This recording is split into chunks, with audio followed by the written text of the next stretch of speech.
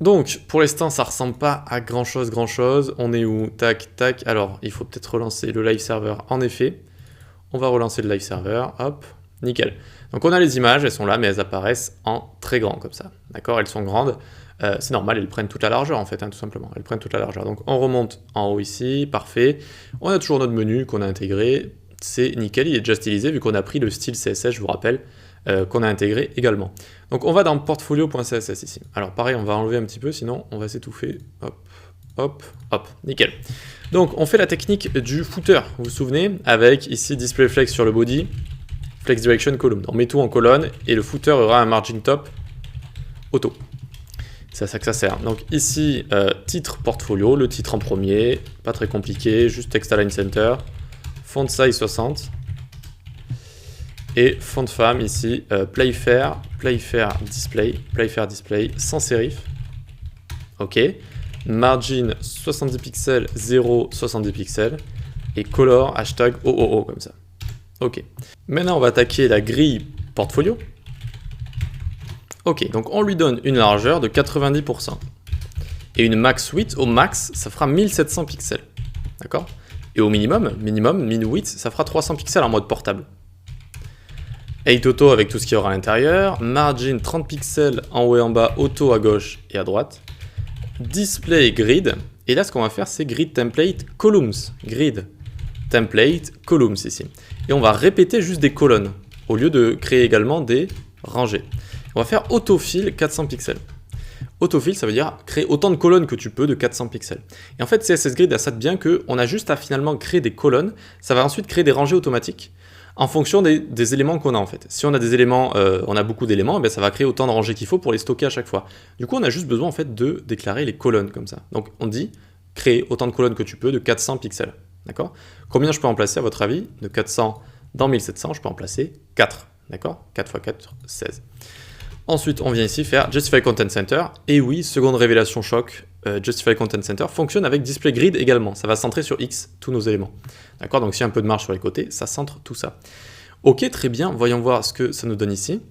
On a des éléments qui sont... Alors on a des colonnes en fait. On a des colonnes. C'est venu placer nos éléments en colonne automatiquement. Pourquoi? Parce qu'on n'a pas encore donné de hauteur à nos items à l'intérieur. Il faut donner des hauteurs pour que ça vienne les placer en rangée. Donc on fait Grid Item, hauteur. Tu prendras 250 pixels. Ok, cursor pointer pour montrer qu'on peut cliquer dessus. Position relative par rapport aux descriptions qu'on va placer. Et des petites marges de 30 pixels en haut et en bas, 15 pixels à gauche et à droite. Pour que les images s'adaptent bien à tout ça, parce que pour l'instant, vous voyez que les images ne s'adaptent pas, mais on voit que ça commence à se placer en automatique. Pour que les images s'adaptent bien, juste, on fait grid item, img, une width de 100%, une hauteur qu'on donne bien de 250 pixels, et toujours object fit cover, pour que ça vienne bien couvrir l'espace qu'on lui alloue. Et donc ici, regardez, tadam, magie, c'est bon. Ça a créé ces rangées automatiquement. Alors, je crois qu'on a... on a ça qui est en trop... Ah non, ça c'est le slider en fait. C'est le slider, on s'en occupera un petit peu plus tard.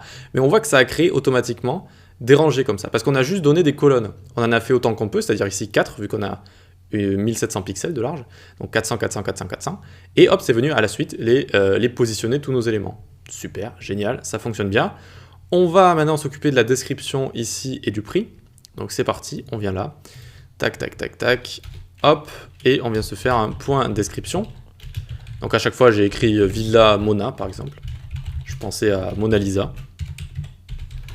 Left 0 pixels, ok. Font size 18 pixels. Qu'est-ce qui s'est passé ici? On les met en position absolue par rapport à leurs parents en position relative et on les place à top moins 25, left 0, et du coup ils sont ici.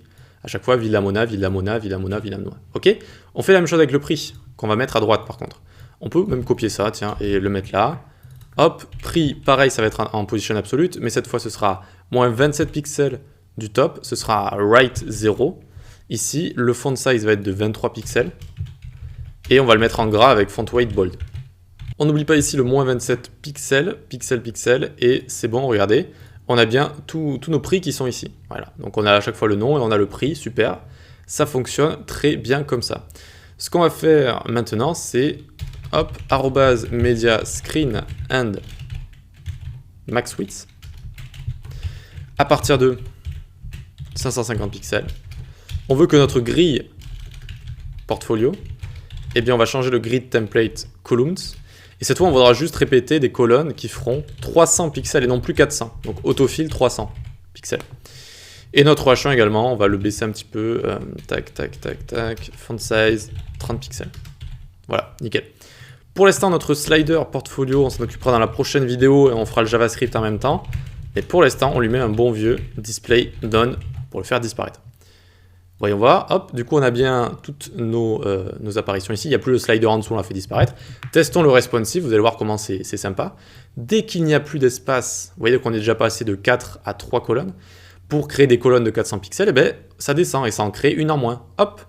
Et ça reste centré avec Justify Content Center, et hop. Et là, ça va rétrécir une dernière fois avec notre dernier Media Query. Et voilà, c'est responsive ultra facilement. CSS Grid est super pour faire ça.